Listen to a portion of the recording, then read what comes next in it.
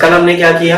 कल हमने general introduction लिया कि एस्ट्रोलॉजी क्या है, कर्म का सिद्धांत क्या है, सबका जनरल एक इंट्रोडक्शन लिया, सभी को थोड़ा थोड़ा टच किया।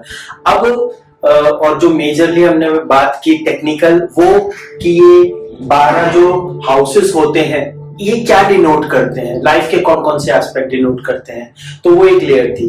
आज हम हाउसेस की 2 लेयर्स और टच करेंगे तो हाउस कंप्लीट हो जाएंगे। इससे पहले मैं आपको बुलाना चाहूंगा Romit, please introduce yourself once again. Hello, Namaskar. My name is Romit, and as a professional, I am an IT engineer. But I have willing to learn about the astrology, and now I am the student of Vivek sir. All the best, thank you. तो रोमित, ये बताओ कल आपने क्या सीखा, crux में बताओ।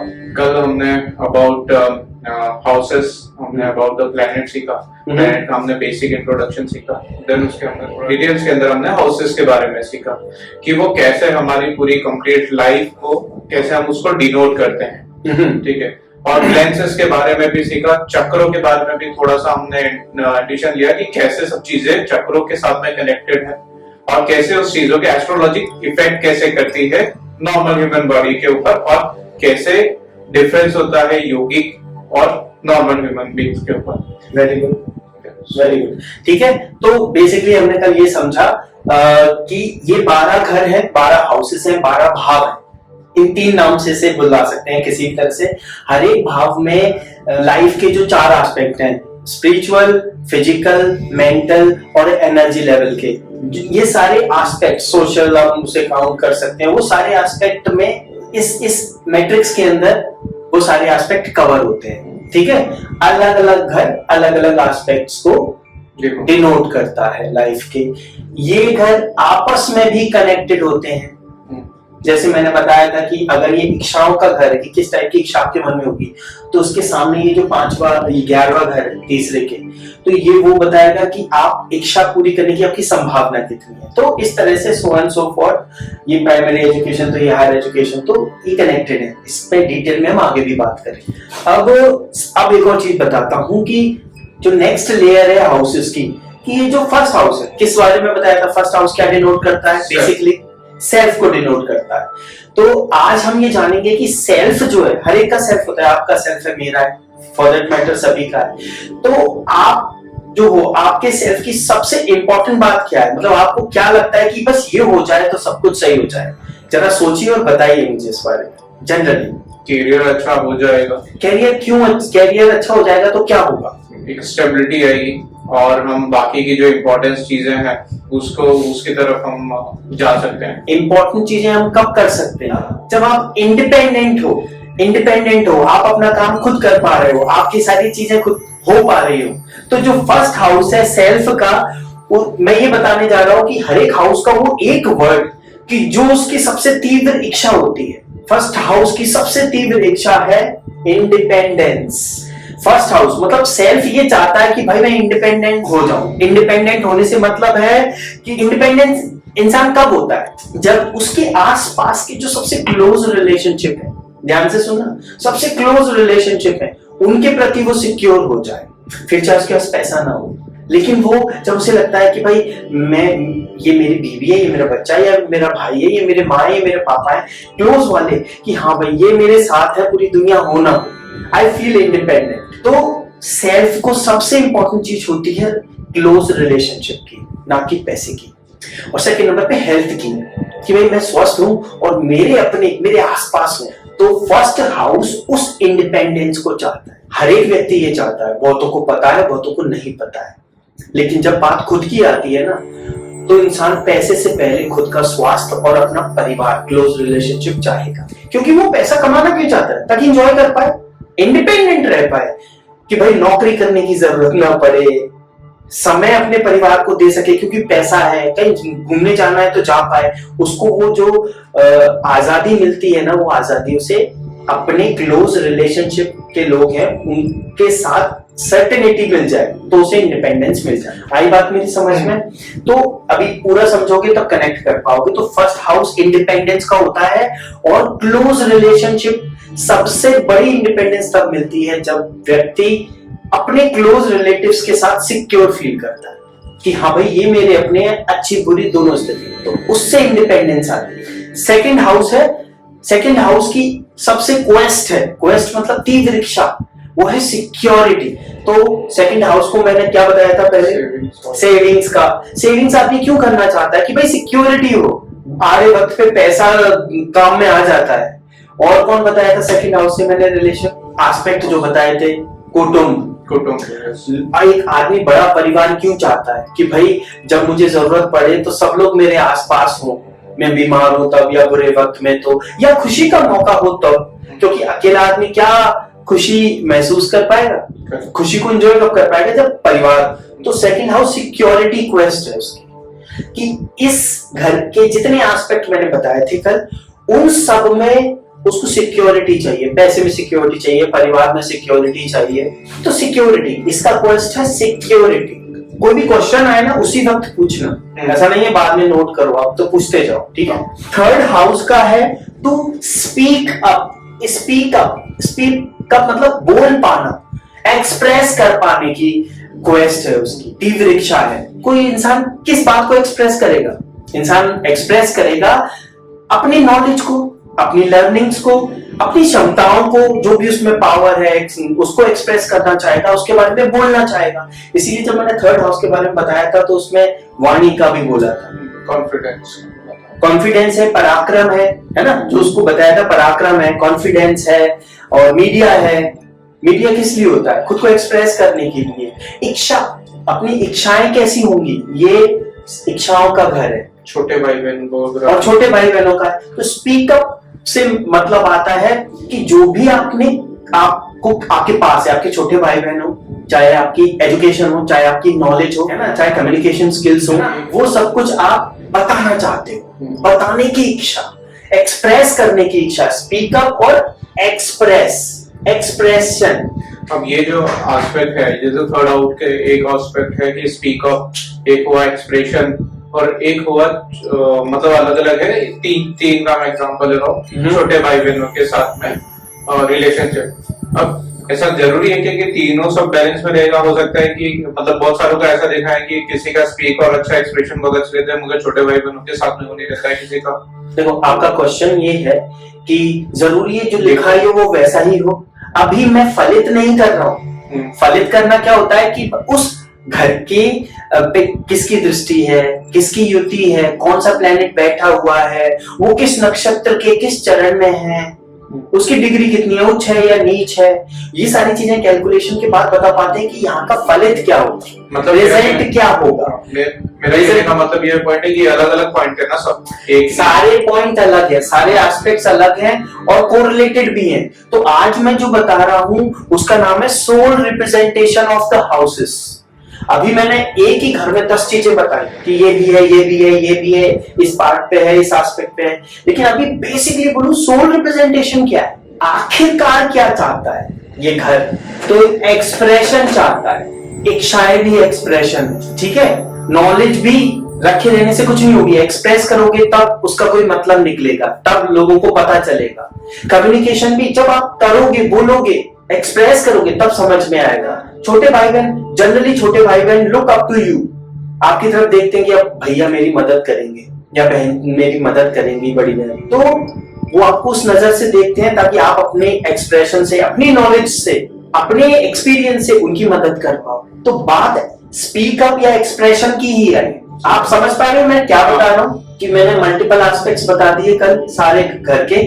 अब मैं उन मल्टीपल एस्पेक्ट का एक सिरा बता रहा हूं कि अल्टीमेटली ये है, इन सभी एस्पेक्ट पे ये अप्लाई हो, वो धीरे धीरे करके आप कनेक्ट कर पाओगे। इस समय बस आप एब्जॉर्व करो चीजों को, उन कनेक्शंस को ढूंढने की कोशिश करो कि मैं क्या कह रहा हूं, ठीक है। मल्टीपल एस्पेक्ट्स है लेकिन अब उनका एक सोल रिप्रेजेंटेशन है। जैसे देश में एक ही प्रधानमंत्री होता है और मुख्यमंत्री तमाम होते हैं, लेकिन सारे मुख्यमंत्री उसी के सपोर्ट से चलते हैं, वो उनका नेता होता है। इसी तरह से हर एक घर का एक रिप्रेजेंटेशन होता है, मेन सोल रिप्रेजेंटेशन। तो सेकंड का ये हो, थर्ड का ये हो गया। कुछ आए मन में तो पूछते जाना। ये समझ में आया, ये समझ में आया, ये समझ में आया। Fourth, quest to find your home. तो मैंने कल बताया था कि ये खुशियों का घर है, प्रॉपर्टी का घर, रियल एस्टेट का घर है, सुख का घर है, माँ का घर है, ये सब बताया था मैंने, ठीक है। तो इसकी सबसे बड़ी क्वेस्ट है home, to have a dream home. Home क्यों? सुख हमें किस किस चीज से मिलता है? हमारे पास एक्यूमुलेशन हो, प्रॉपर्टी हो, पैसा हो, घर हो। हम घर को सजाते क्यों हैं? सिर्फ खुद के लिए नहीं, कि कोई आए तो क्या, अरे वाह कितना अच्छा घर है इनका, कितनी सुंदर तरीके से सजाया हुआ है, वाह बहुत सुंदर घर है। तो घर हमारी सोशल पोजीशन को दिखाता है और उससे हम खुश होने लगते हैं, और ये खुशी का घर है। तो यहाँ की कोर, वैसे ये मदर से रिलेटेड है, हैप्पीनेस से रिलेटेड है, प्रॉपर्टी से रिलेटेड है, व्हीकल से रिलेटेड है, और भी मल्टीपल एस्पेक्ट है, धर्म अर्थ काम मोक्ष। जब तक आप खुश नहीं हो पाओगे तब तक मोक्ष भी नहीं मिलेगा, ठीक है। तो ये खुशियों का घर है। तो उसका ओवरऑल खुशी कब आती है? व्यक्ति को जब सबसे पहले उसके पास एक अच्छा घर हो। तो इस घर की है क्वेस्ट, जो सबसे तीव्र इच्छा है वो है होम, एक अच्छा होम होना, और वो हम अपने पब्लिक सोशल पोजीशन दिखाएं उस पर। एक भी इंसान ऐसा नहीं है, चाहे कोई अपनी झोपड़ी में रहता हो गांव में, वो भी गोबर से लीप के उस पर पेंटिंग करके सजा के रंगोली बना के रखेगा घर को।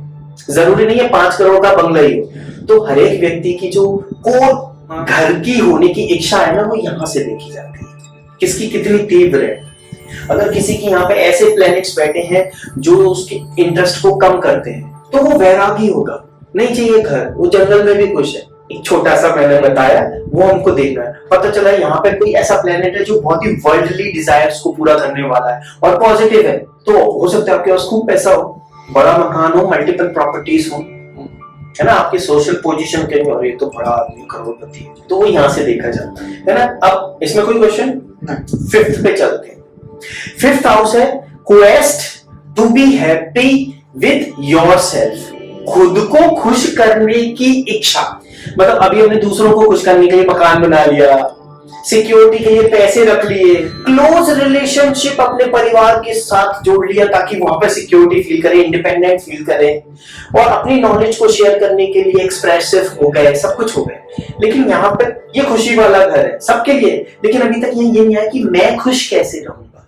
ये तो मैंने दूसरों को दिखाने के लिए खुशी रख ली, पैसे भी हैं तो मन में संतुष्टि रहेगी, यहाँ पैसे हैं, इमरजेंसी में काम में आएंगे, बट मैं उससे खुश नहीं हुआ, बस सिक्योर हो गया। सिक्योर होना खुशी को लाने की संभावना को बढ़ाता है, खुश हो जाना नहीं होता। आपके पास 100 करोड़ रुपए आ गए तो जरूर नहीं आप खुश हो जाओगे, आप सिक्योर हो जाओगे कि अब मटेरियल चीजों में मुझे चिंता नहीं करनी, जब जो खरीदना है खरीद लूंगा। फिर आप ढूंढोगे सेल्फ को, कि मेरे क्लोज रिलेशनशिप जिनके साथ मैं खुश रह सकूं। कनेक्शन समझ रहे हो? 5th हाउस है खुद की खुशी किस चीज में, और वो कहां से आती है? Love, emotions, friends, child birth, primary education, पूर्वज, जो मैंने बताया था 5th हाउस का, है ना, बच्चों का है, पूर्वजों का है, लव का, लव अफेयर्स का है, फ्रेंड्स का है। ये फ्रेंड्स का घर है, ये कल मैंने बताना भूल गया था, जो फ्रेंड्स का घर है ये भी है और ये भी है, ठीक है। ये चाइल्डहुड फ्रेंड्स का है और ये हमारे प्रोफेशनल फ्रेंड्स का है। हाँ, मतलब ये यहाँ पे आपने ये भी बताया कि प्राइमरी एजुकेशन है, तो हाँ, तो चाइल्डहुड फ्रेंड्स का है। तो हमारी खुशियां हमेशा, आप कितने भी बड़े हो जाओ, बचपन से जुड़ी हुई होगी, या सपने बचपन से जुड़े हुए होंगे। वो चीजें जो आप या तो नहीं कर पाए हो और करना चाहते हो और कर लोगे तो खुश होगे, या जो आपने बहुत अच्छे से जी, अभी वो हो ना हो लेकिन उसको सोच सोच के खुश हो जाओगे। तो अल्टीमेटली जो खुद की खुशी है ना, वो पास्ट में छुपी हुई होती है। ये बहुत इंपॉर्टेंट एस्पेक्ट है, व्यूअर्स के लिए भी बता रहा हूं कि जो अल्टीमेट हैप्पीनेस है ना, वो हमें हमारे पास्ट से ही मिलेगी। और पास्ट कैसे बनता है? हमारे वर्तमान के कर्मों से। हम, आप समझे, आज अगर वर्तमान है तो जो फ्यूचर है, जब हम फ्यूचर में पहुंच जाएंगे तो ये वर्तमान पास्ट हो जाएगा, और आज हम जो कर रहे हैं उसी का क्रक्स और रिजल्ट हमें वहां मिलेगा, और ये पास्ट का है। इसीलिए जो सेल्फ रियल हैप्पीनेस है ना, यहाँ से हैप्पीनेस दूसरों के लिए है और कंफर्ट है, रियल हैप्पीनेस यहाँ मिलेगी। हमारे हाथ से हमारा रियल हैप्पीनेस, सेल्फ हैप्पीनेस, खुद की खुशी जिस चीज में होती है। हम कैसे भी हो, दोस्तों के साथ कैसे होते हैं, जब अपने कोई खास दोस्त मिल जाए हम खुद को ही भूल जाते हैं, बेफिक्र। जब फिक्र नहीं है मतलब आप बहुत खुश हो। तो फ्रेंड्स, बैकअप फ्रॉम फ्रेंड्स, मतलब कुछ भी हो मैं फोन लगाऊंगा उसको आ जाएगा, वो 10 लाख रुपए चाहिए दे दे यार मैं बाद में देखता हूँ, दे दिए। यार लड़ाई हो गई है यार मेरा कल पेपर है, अरे आज तेरा भाई मर रहा है तू पेपर की सोच रहा है, अरे ठीक है मैं आ रहा हूँ। मेरे साथ तो बहुत हुआ है, आई डोंट नो आजकल ये बहुत प्रोफेशनल हो गए होंगे दोस्त, हमारे दोस्त तो अभी भी ऐसे। तो वहां से रियल हैप्पीनेस आती है कि यार इसको मुझसे कुछ नहीं मिल रहा फिर भी मेरे साथ है, और जब कुछ दे बिना कुछ दिए बिना कुछ लिए एक दूसरे के लिए खड़े रहते हैं ना, वही रियल रिलेशनशिप होता है। और ये सबसे ज्यादा अगर देखा जाए तो माँ और बेटे में होता है, माँ बाप में बच्चों में होता है, और फ्रेंड्स में होता है। फिफ्थ का आ गया समझ में। सिक्स्थ बड़ा ही सरप्राइजिंग है बट कनेक्शन देखना इसका, ये कि कौन सा घर है इसका मैंने क्या बताया था, क्या डिनोट किया था, फादर को डिनोट किया था। नो आप फिर से देखो, रोग ऋण और शत्रु। आप जब 10 बार मेरे मुंह से ये सुनोगे तो आपको समझ में आ जाएगा, ठीक है। कंपटीशन है ना, लिटिगेशन, कोई भी कानूनी मामले जो होते हैं वो यहाँ से देखे जाते हैं, सरकारी नौकरी यहाँ से देखी जाती है ना, रोग ऋण और शत्रु देखे जाते हैं। तो इसका सोल रिप्रेजेंटेशन है to help yourself, help others. इस पे मैंने बहुत सारे वीडियो बनाए, आप देखना। मेरा YouTube चैनल है जो विवेक पाठक एस्ट्रो, आप उस पे जाइए और मेरे इन वीडियोस को देखिए। मैं कुछ पोएम के थ्रू भी लोगों को समझाने की कोशिश करता हूँ, अगर आपको पोएम पसंद है तो वो देखिए। तो कमिंग ऑन द पॉइंट कि help yourself by helping others. अब यहाँ हेल्प इंपॉर्टेंट क्यों हो गई है, क्यों? क्योंकि रोग है, जब आप बीमार होगे ना तो आपका पैसा भी आपके उतने काम में नहीं आएगा जितना आपके द्वारा दी गई हेल्प आएगी आपके काम।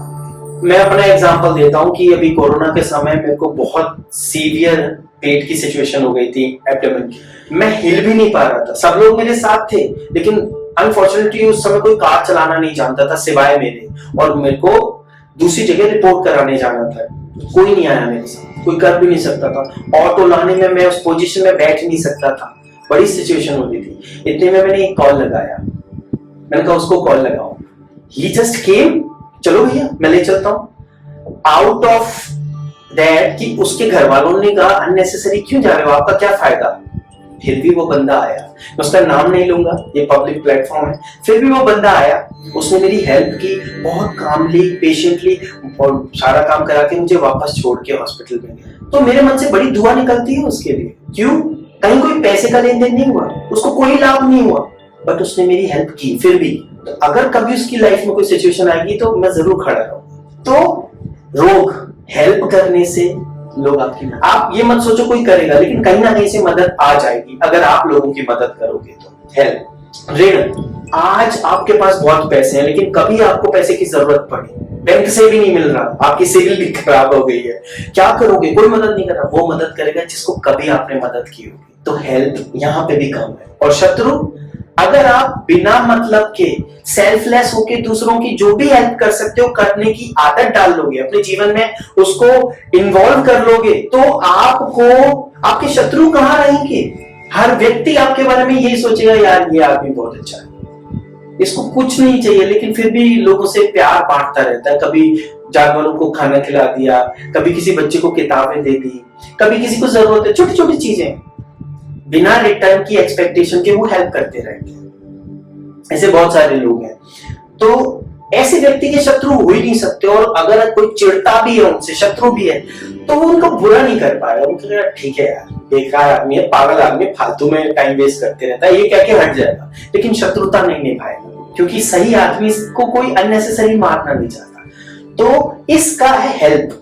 6th हाउस का क्वेस्ट है हेल्प। तो रोग ऋण शत्रु कंपटीशन खत्म कर देगा हेल्प। कई लोगों को आपने देखा होगा ना, खुद का पढ़ लिया, दूसरे को नहीं बता रहे, पता चला जिसको नहीं बता रहे थे वो टॉप कर गया और जो था वो ऐसे ही सेकंड आ गया। तो मैं कहना ये चाहता हूं कि कंपटीशन मत करो, शेयर करो, हेल्प करो एक दूसरे की। आपको सिलेक्ट होना होगा, वो आपकी किस्मत है, उसको सिलेक्ट होना होगा बिना आपकी हेल्प के भी हो जाएगा, लेकिन बाय डूइंग हेल्प आप अपने पॉजिटिव अकाउंट में जोड़ते जा रहे हो कुछ जो तब काम में आएगा जब आप सोच भी नहीं सकते। तो इसका है हेल्प। बट इसमें मेरे को एक चीज तो बिल्कुल कॉन्ट्रैक्टिव दिखती है। बताओ। जैसे हम इसको देख रहे हैं गवर्नमेंट वाली जॉब से भी है, ठीक है, और हम दूसरी जगह ये भी बोल रहे हैं कि इसमें शत्रुता नहीं है। और जो हम रियल सिनारियो देखते हैं, मतलब हम ये बाद में डिस्कस करेंगे, हम करेंगे। बोलो क्लियर है मेरे पास, बोलो। कि जिससे भी हम गवर्नमेंट के देखते हैं वहां पर एग्जाम लेती है, एक दूसरे के बारे में लोग ये सोचते हैं कि यार मेरा पहले हो जाए, वहां पे बहुत पॉलिटिशियन वहां से चालू हो जाती है एग्जाम के इससे।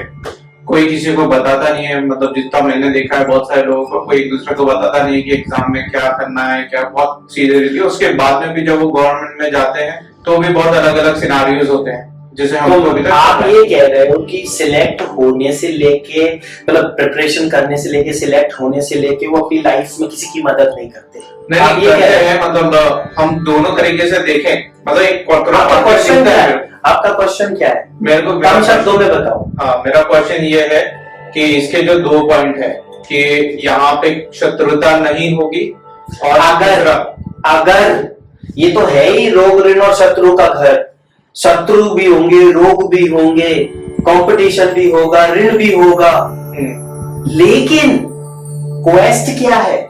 ये सब परेशानियां तो हैं, लेकिन अगर आप कोर रिप्रेजेंटेशन क्या है? अगर आप हेल्पफुल नेचर के इंसान होगे तो चाहे आप पॉलिटिकल आपके कनेक्शन ना हो, लेकिन अगर आपको हेल्प करने की आदत है लोगों की और रिटर्न में कुछ चाहने की इच्छा नहीं है, तो आउट ऑफ द ब्लू आपके पास हेल्प आएगी। तो हमें इससे मतलब नहीं है वो क्या कर रहा है, कोर समझना है कि कोर इसका हेल्प है, कोर इसका हेल्प है। तो हेल्प कैसे कनेक्ट होती है उन एस्पेक्ट से, वो आपको बता रहा हूं। ये उपाय बता रहा हूं मैं कि इस फील्ड इन 3-4 चीजों से अगर जीतना है तो खुद के बारे में भूल जाओ, जो कर सकते हो करते रहो, अपने जो भी रिसोर्सेज हैं, लेकिन जब भी हेल्प का कोई मौका मिले पीछे मत हटो। तो आपको लॉजिकली लगेगा क्या रिजल्ट, तो अपना टाइम वेस्ट कर रहा है, इससे अच्छा तो पढ़ाई कर ले, हो सकता है कुछ एक्स्ट्रा पढ़ लेगा। बोलेगा यार मैं तो पढ़ ही लिया, इतने साल भर से पढ़ रहा हूँ, 15 मिनट उसकी मदद कर दूंगा तो मेरा क्या जाएगा? तो कर देनी चाहिए 15 मिनट में, आधा घंटा मदद कर देनी चाहिए। यू नेवर नो, आपका वो एक्ट आपको तब काम में आए जब कुछ और काम में नहीं आएगा। और यही है स्पिरिचुअलिटी। और मैं जो एस्ट्रोलॉजी करता हूँ वो स्पिरिचुअल एस्ट्रोलॉजी ही करता हूँ। तो स्पिरिचुअल एस्ट्रोलॉजी, देखिए एस्ट्रोलॉजी समथिंग टू नो कि क्या होने वाला है, क्या स्थिति है। Spirituality helps you to resolve problems, उपाय करने में, रेमेडी करने में जो सबसे ज्यादा मदद करती है वो करती है स्पिरिचुअलिटी। तो मैं जितने भी आपको उपाय बताऊंगा उसमें कहीं ना कहीं स्पिरिचुअलिटी की चेरी उसके केक पे मिलेगी ही आपको। और वही मुझे लगता है कि मेरा कुछ यूएसपी कह लो या एक डिफरेंस क्या है दूसरे एस्ट्रोलॉजर्स से, वो ये है। और वो मेरे गुरु के कारण है, उन्होंने मुझसे इन्होंने यही कहा था कि जो भी कर रहे हो स्पिरिचुअल वे में करो, सेल्फलेस होके करो, ठीक है। तो हेल्प। अब आया 7th, quest is to become a spouse, partner का घर। जैसा कि मैंने बताया, स्पाउस मतलब your ability to be independent. यहां पे भी इंडिपेंडेंट की बात आई थी और रिलेशनशिप कनेक्शन हुआ था, कोर मम्मी पापा, बेटा बेटी और वाइफ बच्चे। तो स्पाउस, आप इंडिपेंडेंट हो जाओ, ऐसा स्पाउस मिले, ऐसा पार्टनर मिले कि आप बंधन में ना रहते हुए फ्री हो जाओ। उल्टा हो रहा है आजकल, लड़के लड़कियां एक दूसरे से मिलते हैं और ये देखते हैं कि मुझे इससे क्या मिल जाएगा, इस लड़के के पास कितनी प्रॉपर्टी है, कौन सी जॉब करता है, गवर्नमेंट जॉब है, इतनी सैलरी है, इतनी ऊपर की कमाई है, ये लड़का सही है, इससे शादी कर। जनरली आजकल की लड़कियों की ये सोच है, जनरली, सभी की नहीं, जनरली, है ना। वहीं पे लड़का सोचता है लड़की सुंदर चाहिए और ज्यादा जवान चलाने वाली नहीं चाहिए, जैसा मैं कहूं वैसी होनी चाहिए। तो क्या हो गया, जब मैं जो चाहूं मुझे चाहिए, टाइम पे खाना चाहिए, जो इच्छा है वो मेरी पूरी करे, ठीक है। दोनों ने एक दूसरे से एक्सपेक्टेशन का पहाड़ खड़ा कर दिया। लेकिन ऐसे स्पाउस नहीं बनते, ऐसे सेपरेशन होता है। स्पाउस बनना या प्रेम जिसे कहते हैं, मैं अपने शब्दों में बताता हूं, जब आप किसी को प्रेम करते हैं या किसी को अपना लाइफ पार्टनर बनाना चाहते हैं तो आप फोकस वहां कीजिए कि मैं उसको ऐसा क्या दे दूं जिससे वो खुश रहे, बदले में मुझे क्या मिले उससे आपको कोई मतलब नहीं होना चाहिए। और यही काम आपके स्पाउस को भी आपके प्रति करना है। हो रहा है उल्टा, इसीलिए आजकल तलाक बढ़ रहे हैं, हैप्पी मैरिड लाइफ नहीं रह रही है, टेंशन्स बढ़ रही है मैरिड लाइफ में, और उसके बहुत सारे कॉन्सिक्वेंस हैं। या तो बच्चे नहीं हो रहे हार्मोनल इम्बैलेंस के कारण, हो जा रहे हैं तो बच्चों पे बुरा प्रभाव पड़ रहा है आपकी रेगुलर लड़ाई के कारण। तो खुशी कहाँ मिली, पार्टनर से इंडिपेंडेंस कहाँ मिली, आप तो बंधन में बंध गए एक दूसरे पे। कोई अगर ज्यादा अच्छा अचीव कर रहा है या ज्यादा हैंडसम है या सुंदर है तो आप इनसिक्योर हो जाते हो कि इसका अफेयर ना हो जाए। दोनों पे ही एप्लीकेबल है, तो बंध गए आप, तो इंडिपेंडेंस क्या होगी। और जब हम बात स्पिरिचुअलिटी की करते हैं, इसकी सोल रिप्रेजेंटेशन जो है ना, हैप्पी मैरिज कह दो। हैप्पी मैरिज, हैप्पी मैरिज कब आएगी, जब आप एक दूसरे के प्रति पूरी तरह से फ्री होंगे। मुझे उस पर भरोसा है, कोई दिक्कत नहीं, आप कुछ भी कहो, आई डोंट केयर, मुझे उस पर भरोसा है। दोनों जब ये कहेंगे ना, तो दोनों एक दूसरे के प्रति समर्पित हो जाएंगे। और ऐसा नहीं तुम्हारा रात में कॉल बिजी आ रहा था, अब कितने भी तुम जस्टिफिकेशन दे दो, शक करना है तो करना है। आप ये मान के चलो कि ठीक है, मैं अपने एंड पे सब सही करूंगी या करूंगा, वो गलत करेगी या करेगा, और जिस दिन पकड़ा गया मैं उसको छोड़ दूं, उस दिन टेंशन लूंगा, आज नहीं। तो एंटेंगलमेंट नहीं चाहिए, इंडिपेंडेंस चाहिए, एक दूसरे के साथ रहते हुए भी स्वतंत्र। तो हैप्पी मैरिज का यही मंत्र है, इसके अलावा कोई मंत्र नहीं। जितनी नॉलेज मैं मुझ में है उसके बेसिस पे मैं बता रहा हूं। तो हैप्पी मैरिज या इंडिपेंडेंस इन मैरिज या स्पाउस विद स्पाउस, ठीक है। कोई क्वेश्चन इसमें? ये वाला तो हैप्पी मैरिज वाला तो समझ में आ गया, नहीं इसमें कोई क्वेश्चन नहीं, ठीक है। अब as 8th quest is to deal with others, dealing with others। अब इसको समझते हैं हम जरा। आपके पास क्या है, क्या आपके पास नॉलेज है, क्या आपके पास पावर है, मस्कुलर पावर या अथॉरिटी, क्या आपके पास कम्युनिकेशन स्किल्स है, क्या आपके पास कोई डिग्री है, रिसर्च डिग्री, या कोई ऐसा ज्ञान है गहरा जो किसी के पास नहीं है। ये जगह है जो आपकी आयु बताती है, किसी भी सब्जेक्ट की इन डेप्थ नॉलेज बताती है। पैरास नॉर्मल साइंसेस जनरली जो बातें चल रही हैं उनसे गहरी कोई बात बताती है। तो how you deal with others when you have upper hand on others. जब आप किसी से कुछ ज्यादा जानते हैं, जब आप किसी से कुछ ज्यादा गहरी बात समझते हैं, जब आपके पास कुछ स्पेशल पावर्स हैं, तभी तो आप दूसरे को डील कर पाओगे। या और कौन कौन से एस्पेक्ट होते हैं इसमें, तो जनरली समझने के लिए to deal with others, dealing with others by knowledge, by deep knowledge of anything और एनी सब्जेक्ट और रिसर्च, पीएचडी, इस तरह की जो कोर जो नॉर्मल से ज्यादा गहरी बातें होती हैं, स्पिरिचुअल साइंसेस, परिवर्तन। अब जैसे मैं आपको और बताता हूं इसके बारे में, death, hidden organs, death equivalent suffering, job change, occult knowledge, long term diseases, in-laws, partner saving, family value of partner. तो ये इन-लॉज का हाउस है, तो उनसे रिलेटेड इश्यूज। तो how to deal with others, basically ये अदर्स का घर है, जनरल से हटके, अपने से हटके। जब बात एनर्जीज और नॉलेज की करेंगे तो नॉर्मल नॉलेज से हटके, गहरी, अपनी फैमिली से हटके, अपने पार्टनर की फैमिली। यहाँ ये आप है, ये आपकी फैमिली है, यहाँ पे ये आपका पार्टनर है, ये पार्टनर की फैमिली है। ये मैं कनेक्ट करके बताऊंगा आगे चल के आपको, ठीक है। तो इसके कुछ समझ आया है इसमें? हाँ, क्या ये मतलब हमारी मोस्टली कोर नॉलेज का और इसका है एज का, हाँ, है ना। तो डील विद अदर्स, आप किसी से कब जीत सकोगे, डील कैसे कर पाओगे, जब आपके पास आपकी कोई सुपर पावर होगी, कुछ नॉलेज हो। सुपर पावर में नॉलेज भी हो सकती है, कोई और स्पिरिचुअल पावर भी हो सकती है, आपकी अपनी फैमिली से कनेक्शन, आपकी अपनी फैमिली से तो अच्छे कनेक्शन है, पार्टनर की फैमिली से भी अच्छे कनेक्शन है, तो आप सुपर पावरफुल हो गए कि और यार ये हमारे दामाद जी जैसा कोई नहीं है, और उधर मम्मी कह रही मेरे बेटे जैसा कोई नहीं है, तो आपकी लाइफ तो सॉर्ट हो गई, दोनों ही तरफ से आपको पावर मिल गई। तो वो भी एक एक्स्ट्रा पावर है जो अक्सर किसी को नहीं मिलती। तो आप दुनिया से कैसे डील करें और उसकी पावर्स कहां से आएंगी, ये यहां से देखा जाता है, ठीक है। अब आए हम, कोई क्वेश्चन इससे related? 9th quest is knowledge from education. तो ये धर्म का है, हायर एजुकेशन का है, गुरु का है, पिता का है, ठीक है। तो रिसोर्सेज, कम्युनिकेशन स्किल्स। देखो कम्युनिकेशन को समझते हैं, डेफिनेशन ऑफ कम्युनिकेशन। कम्युनिकेशन क्या होता है कि आपके पास कुछ है और आप उसे कैसे कम्युनिकेट करें। जब आपके पास कुछ होगा ही नहीं, आप कम्युनिकेट कैसे करोगे? तो होगा कब? जब आप सीखोगे। तो प्राइमरी एजुकेशन तो हो गई, लेकिन असली लर्निंग शुरू होती है हायर एजुकेशन से। तो जब आप हायर एजुकेशन गेन करोगे, फिर उसे कम्युनिकेट कर पाओगे, है ना? तो अपनी कम्युनिकेशन स्किल्स से आप धार्मिक भी हो जाओगे, अपने पिता को भी खुशी दे दोगे कि मेरे बच्चे ने अच्छी पढ़ाई की, कितना अच्छा बोलता है। जब आप अच्छी पढ़ाई करते हो, प्लीजेंट पर्सनैलिटी और कम्युनिकेशन स्किल्स अच्छी हैं, तो आपका फ्यूचर अच्छा माना जाता है कि उसकी संभावना बढ़ जाती है ना? और पिता का भी घर है, अगर यहाँ पे शुभ एस्पेक्ट पड़े हुए हैं तो पिता भी खुश होंगे।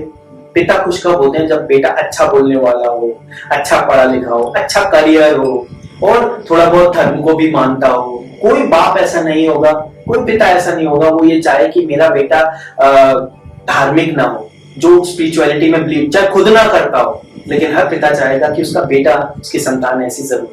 तो ये बेसिकली हायर नॉलेज जो होती है, एजुकेशन, हायर एजुकेशन से नॉलेज गेन करके कम्युनिकेशन करना और फर्दर आगे बढ़ना, क्योंकि नेक्स्ट हाउस है कर्म का। तो एजुकेशन अच्छी ले ली तो उसको कर्म में अप्लाई करेंगे, ठीक है? इसका कोर है हायर एजुकेशन या higher knowledge, knowledge by education. Higher education का प्लेस है, तो हायर एजुकेशन से रिलेटेड चीजें इसमें देखी जाएंगी, क्योंकि उससे अगर आप हायर एजुकेशन तक पहुंचे हो तो डेफिनेटली आपका करियर बेहतर होगा, डेफिनेटली आपकी कम्युनिकेशन स्किल्स अच्छी होंगी और वो आपका एक ऐसा पर्सोना बनाएगा जो आपको, आपके फादर के लिए अच्छा होगा, तो समाज और धर्म के लोग आपकी रिस्पेक्ट करेंगे कि आप पढ़ा लिखा लड़का है ना? तो और उसका इनवर्स भी हो सकता है, नेगेटिव सिचुएशन होती है। 10th quest is to be known, to be known. अब बताओ नोन बनने के लिए क्या करना पड़ता है? some extraordinary काम करना, कि फैमिली कहे कि वाह, दुनिया कहे कि वाह क्या आदमी है, कुछ करना पड़ता है बड़ा। तो ये है कर्म का स्थान। तो अगर आपकी एजुकेशन अच्छी है ना, हायर एजुकेशन अच्छी है, तो आप अच्छा पद प्राप्त करने की संभावनाएं आपकी बढ़ जाए। तो यहाँ की क्वेस्ट होती है, आप कुछ भी काम करो, आपके मन में ये होगा कि यार मैं अपनी फील्ड में ऐसा करूं कि सब ये कहें कि वाह यार क्या किया है लड़के ने, सॉफ्टवेयर इंजीनियर था, ये एस्ट्रोलॉजी कहां से सीखने लगा? यार सीख ली, ठीक है, पैसे बेकार कर दिए, ठीक है, लेकिन ये क्या बनाया इसने, सही क्या यार, ऐसा तो अपने सोचा ही नहीं था। इसकी पॉसिबिलिटी है ना कहीं आप इसीलिए सीख रहे हैं ना। तो आप आउट ऑफ द वे जाके कुछ बड़ा करने की कोशिश कर रहे हैं, ताकि टू बी नोन, कि लोग आपको पहचाने, आपकी फैमिली वाले कहें क्या काम किया यार इसने, हमने तो सोचा ही नहीं था ये ऐसा कर सकता है। तो टू बी नोन, अपनी एक जगह बनाने के लिए, अपनी एक ब्रांड इमेज बनाने के लिए, लोग हमें पहचाने कि ये वाह क्या बंदा है, या क्या एड्रेस है, क्या एक्टर है, क्या बिजनेसमैन है। तो यहाँ की क्वेस्ट है टू बी नोन, और कुछ भी वो करो जिससे आपको लोग पहचाने और तारीफ करें। यही अगर नेगेटिव इन्फ्लुएंसेस होंगे तो भी क्वेस्ट टू बी नोन ही रहेगी, लेकिन फिर बाय हुक और बाय क्रूक रहेगी। और पॉजिटिव रहे तो आप सही रास्ते पे चल के वहां पहुंचने की बात करोगे। समझ में आया?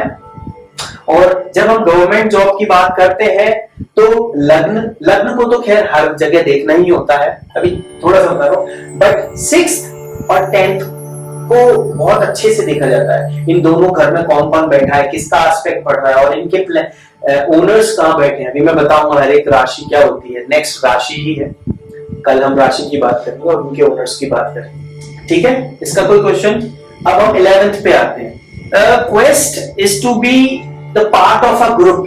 तो ये मैंने बताया था, फ्रेंड्स का घर होता है, बड़ी बहन, बड़े भाई, अर्निंग का घर होता है ना, बड़े भाई बहनों का, एल्डर सिबलिंग्स का घर होता है, फॉरेन सेटलमेंट, नहीं ये नहीं, वो आगे। तो अर्निंग करने के लिए और फ्रेंड्स के लिए आपको क्या करना पड़ेगा बताओ? अकेले कर पाओगे सब कुछ? ग्रुप की जरूरत पड़ेगी, फ्रेंड्स की जरूरत पड़ेगी अर्निंग करने के लिए। तो यहाँ की क्वेस्ट है एक ग्रुप बना के रहना, एनवायरमेंट। अब कॉर्पोरेट वर्ल्ड बोलते हैं ना, एनवायरमेंट ना, मतलब हाँ कॉर्पोरेट वर्ल्ड बोलते हैं ना, वो इस घर के लिए ही बना है। कॉर्पोरेट वर्ल्ड इसलिए बोलते हैं कि भाई मैं आयशर हूँ, ट्रैक्टर बनाता हूँ, बट सारे इंस्ट्रूमेंट ही मैं ही बनाऊंगा तो मुझे कितना खर्चा होगा। तो भाई मैं 40 वेंडर्स मैंने बुलाया और बोला भाई हमारे लिए ये स्पेसिफिकेशन के ये पार्ट बनाने, और हमारे आसपास ही जमीन ले लो और बनाने लगो। हम बोलेंगे ये ऑर्डर करो और आप हमें हम उसके पैसे दे दिया करेंगे। कोलैबोरेशन भी यही है। कोलैबोरेशन भी वही है, कॉर्पोरेट वर्ल्ड भी वही है। Corporate world, if you want to earn you need to be in a group.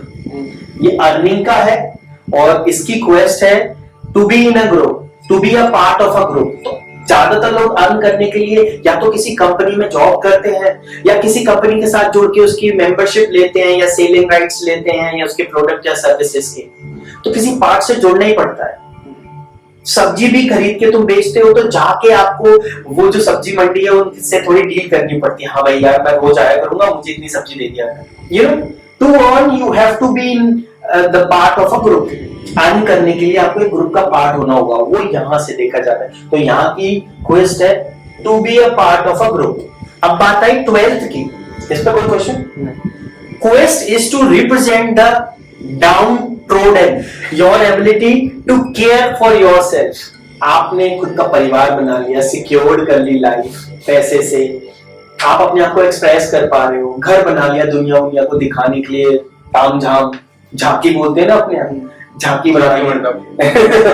और 5th में खुद की खुशी के काम भी कर लिए, लव अफेयर्स, लव मैरिज या व्हाटएवर जो भी आपको चाहिए पास से, हेल्प भी कर ली, पार्टनर भी अच्छा मिल गया, दूसरों पे अपर हैंड भी हो गया, दूसरों को डील करने का तरीका भी आ गया, हायर नॉलेज, नोन भी हो गए, अर्न भी करने लगे। उसके बाद क्या?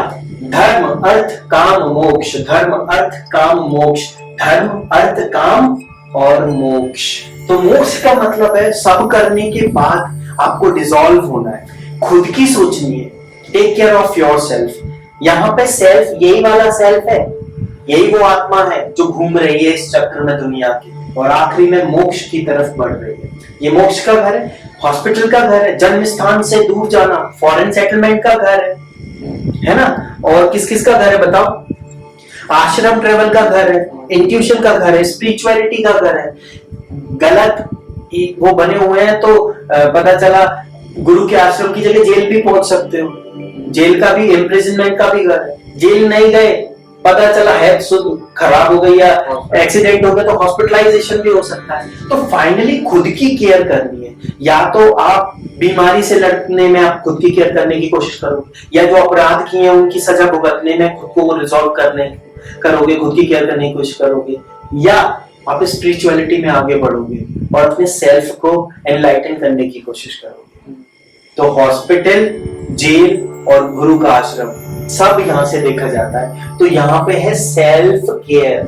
सेल्फ केयर बहुत छोटा वर्ड है, हम इसे ये कह सकते हैं सेल्फ एनलाइटनमेंट का घर है। ये अपने सेल्फ को मुक्त करने का घर है। किन चीजों से मुक्त करने का घर है? आप इस पॉइंट को नोटिस करें कि आत्मा ने ये जर्नी की तो उसके ऊपर बहुत सारे अच्छे बुरे इंप्रेशंस आ गए, कर्म जिन्हें हम कहते हैं। ये वो घर है जो ये बताता है कि आप अपने कर्मों को कितनी आसानी से या आपके कर्मों की से छूटने की संभावना क्या है। आप क्या कष्ट भोग के अपने कर्मों से मुक्त होगे या स्पिरिचुअल होके अपने कर्मों से मुक्त होगे? वो यहाँ पे बैठे हुए प्लैनेट्स और इस ग्रह की सिचुएशन, इस घर की सिचुएशन बताएगी। मल्टीपल एक तरीके से देखे तो ये पूरी आपकी लाइफ की जर्नी भी बताएगी, एंड होती है यहाँ पे लाइफ। इसीलिए वो बार बार फर्स्ट घर से आत्मा की जर्नी, जातक की जर्नी शुरू होती है।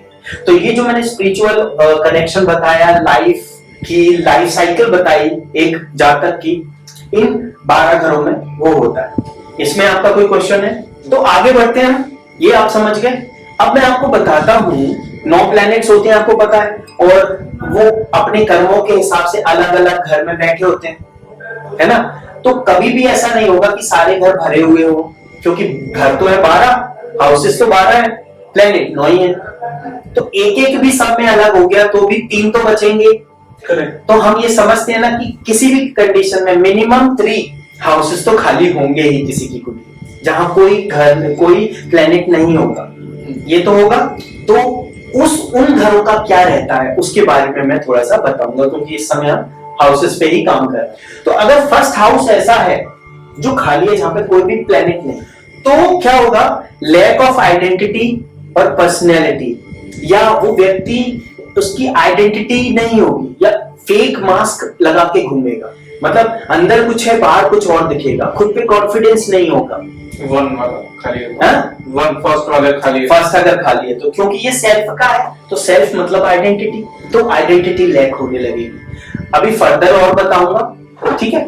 सेकंड में है इनसिक्योरिटी और इंस्टेबिलिटी। ये सिक्योरिटी है, अगर वही खाली है सिक्योरिटी वाला घर, तो इनसिक्योर तो उसका होना संभव है ना, पॉसिबिलिटी बढ़ जाती है।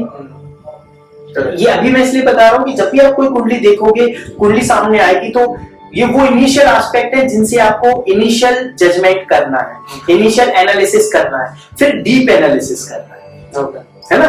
तो ये इनिशियल एनालिसिस के पॉइंट्स मैं आपको बता दूं। अब अगर थर्ड हाउस खाली है तो डीलिंग विथ लॉजिक, आपका दिमाग लॉजिकल नहीं होगा, है ना। पराक्रमित, आप बोल ही नहीं पाओगे, स्पीकअप ही नहीं कर पाओगे, एक्सप्रेस ही नहीं कर पाओगे। एक्सप्रेशन है, स्पीकअप है, आप एक्सप्रेस नहीं कर पाओगे, मतलब आपको लॉजिकल सोच ही नहीं पा रहे अगर वो खाली है, तो यहां से रिलेटेड सिचुएशंस में दिक्कत आती है।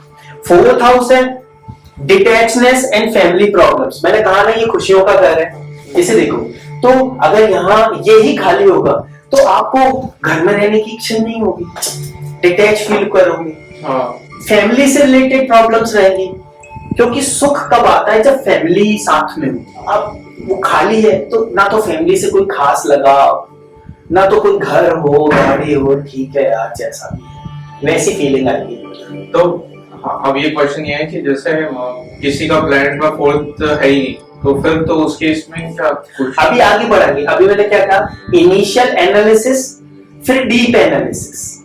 तो इनिशियल एनालिसिस देखें ना भाई, और ये पैर में दर्द है देखें तो ऊपर से देखेंगे सॉइलिंग है क्या है, फिर डीप में जाके देखेंगे हड्डी टूटी है कि नहीं, और फिर हड्डी भी कितनी टूटी है, रिपेयरेबल है कि काटना पड़ेगा। तो पूरा फलित तब होगा जब डीप एनालिसिस होगा। लेकिन इनिशियल चेकअप्स तो अपन को करने होते हैं कि हाँ भाई इसकी कुंडली में ऐसी संभावना है कि इसको इंटरेस्ट नहीं कुछ ज्यादा लाइफ में, तो आप बोलते ना आपको कुछ खास इंटरेस्ट नहीं है, हाँ सर मन ही नहीं लगता, पापा के पास पैसे हैं लेकिन पता नहीं अच्छा ही नहीं लगता, कुछ अननेसेसरी ऐसा है, तो समझे आप। अब फिफ्थ हाउस है board easily, doesn't enjoy much. अब ये सेल्फ हैप्पीनेस का था ना, खुशी नहीं होती किसी चीज की, एंजॉय ही नहीं करते, फालतू में अरे यार बोर हो रहा हूँ, मेरे को पार्टी में मजा नहीं आया, तो घर जा रहा हूँ। क्या आदमी है, बकवास बोर ही होता रहता है। सब लोग हैं, 20 साल का लड़का है बातें कर रहा है, बोल रहा हूँ जैसे 60 का हो गया। जनरली दोस्त आपस में बात करते हैं, ऐसे कुछ लोग होते हैं ना, उसकी गलती नहीं, उसकी एनर्जीज ऐसी है, वो खाली है घर, स्पेशल एफर्ट डाल के उसे एक्टिवेट करना पड़ेगा उस घर को, ठीक है। फिर आगे बढ़ते हैं, sixth over reliance on others, possibly prone to illness. दूसरों पे बहुत ज्यादा विश्वास कर लेना, जब दूसरों पे विश्वास करोगे तो शत्रुता आएगी बहुत ज्यादा, जब दूसरों पे भरोसा करोगे तो पैसे में नुकसान खाओगे, कर्जा लेना पड़ेगा, लिटिगेशन में फंसोगे, और ज्यादा टेंशन सिर पे आ गई तो बीमारी आ जाएगी। तो वो अगर खाली है वो खाली नहीं होना चाहिए, ठीक है। अच्छा आपने बोला खाली नहीं होना चाहिए, तो उसको भर तो सकते हैं ना अपन? नहीं, आगे बताऊंगा ना। अच्छा एक और था मेरा कि ये जो प्लेनेट जैसे हम पैदा हुए तो हमारी जो कुंडली है, ठीक है, कुंडली बनने के बाद में तो वहाँ पे सब ग्रह लिखा जाते हैं कि ये इसमें ये ग्रह है, तो क्या चेंज भी होते हैं? नहीं, वो चेंज नहीं होते। आप जिस समय पैदा हुए आपकी लग्न कुंडली आपके जीवन पर्यंत सेम रहेगी, लाइफ लॉन्ग सेम ही रहेगी। लेकिन ये आगे का क्वेश्चन है जो आप अभी पूछ रहे हो, गोचर में बदलते रहते हैं, लेकिन आपकी लाइफ में आपको 99% वैसी जिंदगी रहेगी जैसा लग्न चार्ट या आपकी जन्म के समय की ग्रह दशा बोलते हैं। लेकिन कुछ उपाय होते हैं जिनके माध्यम से हम बुरी सिचुएशंस को कम कर सकते हैं या हटा सकते हैं और अच्छी सिचुएशंस को बढ़ा सकते हैं। तो वो उपाय पे हम बाद में बात। एक और कि जैसे अब क्या होता है कि हम बहुत बार सुनते हैं कि प्लेनेट में कुछ हुआ है या वहां पे कुछ चेंज हुआ है, डिग्री तो से गोचर में हुआ है, आपकी कुंडली में नहीं हुआ है। गोचर मतलब मैं एक डेट को पैदा हुआ 20 साल पहले, 40 साल पहले, लेकिन आज कोई एक प्लेनेट ने अपना कुछ डिफरेंट पोजीशन पे गया, रिट्रोवर्ड हो गया या गुरु, तो वो शनि आपकी कुंडली में भी है। अगर उन्होंने यहाँ परिवर्तन किया है तो कुछ ना कुछ परिवर्तन आप पे कैसा इफेक्ट उसका पड़ेगा, तो वो फर्क पड़ता है, वो फर्क तो पड़ता है। तो ये आपने बहुत आगे का क्वेश्चन अभी पूछ लिया, 1 महीने बाद का क्वेश्चन अभी पूछ लिया तो गोचर को कैसे पढ़ते हैं वो भी हम बात करेंगे। विद रिस्पेक्ट टू अवर लग्न कुंडली गोचर में क्या हुआ है तब उसका फलित किया जाता है। आप समझे ना, मैं समझ गया। उस समय मैं डिटेल में समझाऊंगा, बस उनके कोरिलेशन को देखा जाता है। अब हम आए 7th house, distaste of love and relationship commitment issues. अगर ये घर खाली तो आप मान के चलिए वो इंसान किसी के प्रति कमिटेड रह ही नहीं पाएगा। इनिशियल एनालिसिस बता रहा हूं, आगे बढ़ेंगे तो ऐसी सिचुएशन भी हो सकती है कि किसी की दृष्टि इस पे आ जाए या इस घर का स्वामी बहुत अच्छी सिचुएशन में कहीं हो, वो मैं आगे बताऊं। लेकिन इनिशियल स्टेज में अगर वो खाली है तो इतना जरूर होगा, कमिटमेंट इश्यूज उसके होंगे ही होंगे। मल्टीपल अफेयर्स करने की वो कोशिश करेगा ही करेगा। अब कर पाएगा कि नहीं कर पाएगा उसके अदर एस्पेक्ट पे भी डिपेंड करेगा, लेकिन उसके इंटेंशन तो होंगे ही होंगे अगर वो खाली है तो। ठीक है, लव और रिलेशनशिप में कुछ खास इंटरेस्ट नहीं होगा। बेसिकली जो घर खाली होता है ना उससे रिलेटेड एस्पेक्ट में जातक को कोई इंटरेस्ट नहीं होता। इंटरेस्ट नहीं होता तो वो कुछ और ट्राई करने की कोशिश करता है। घर में नहीं है तो जंगल चला जाएगा, ऐसे ही घूमता रहेगा, ट्रैवल करता रहेगा। शादी हो गई, खाली है तो ठीक है, पत्नी तो ठीक है, तो वो दूसरे ऑप्शन चूज करने लगता है, अनएथिकल ऑप्शन चूज करने लगता है जो उसके कमिटमेंट इश्यूज को बताता है। तो ये जनरल एस्पेक्ट है। अब हम 8th पे आए, lakhs a fear of death and danger. तो ये आयु का स्थान है, अगर वही खाली है, और ये डीप नॉलेज का भी स्थान है, तो ना तो उसकी पकड़ दूसरों पे होगी क्योंकि उसका इन डेप्थ नॉलेज ही नहीं होगी किसी चीज की। समझे मेरी बात?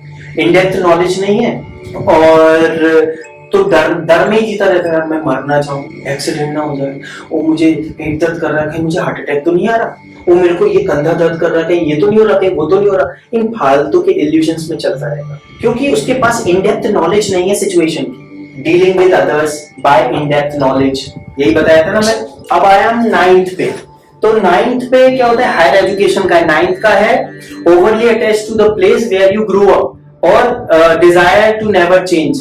तो ऐसे व्यक्ति, जब ये घर खाली होता है तो ऐसे व्यक्ति चेंज नहीं चाहते और जिस जगह पैदा होते हैं उसी से जुड़ा रहना चाहते हैं। अक्सर ऐसे लोगों को देखा जाता है जो अपने पिता के बिजनेस में इसलिए जाते हैं कि कुछ और करने का उनका मन नहीं होता या वो लायक नहीं होते कुछ और करने के। ठीक है, तो ऐसे व्यक्तियों के जब पिता नहीं रहते या कोई गुरु तुल्य व्यक्ति जो उनको गाइड कर रहा है वो नहीं रहता तो बड़े परेशान रहते। अब 10th में आया, ये कर्म का स्थान है और अगर ये घर खाली होता है तो ऐसा व्यक्ति लेजी रहता है, अपना काम दूसरे से कराने की कोशिश करेगा, खुद अकर्मण्य बना रहता है। लेकिन एक समय आता है आप ज्यादा समय अकर्मण्य बन के, चालाक बन के काम नहीं कर सकते लेजी रह के। कभी ना कभी तो आपको मेहनत करनी पड़ेगी और जब बात मेहनत की आएगी तो ऐसे लोग हार जाते हैं। 11th, difficulty maintaining friendship. तो अर्निंग का स्थान है, ग्रुप उसका सोल रिप्रेजेंटेशन है।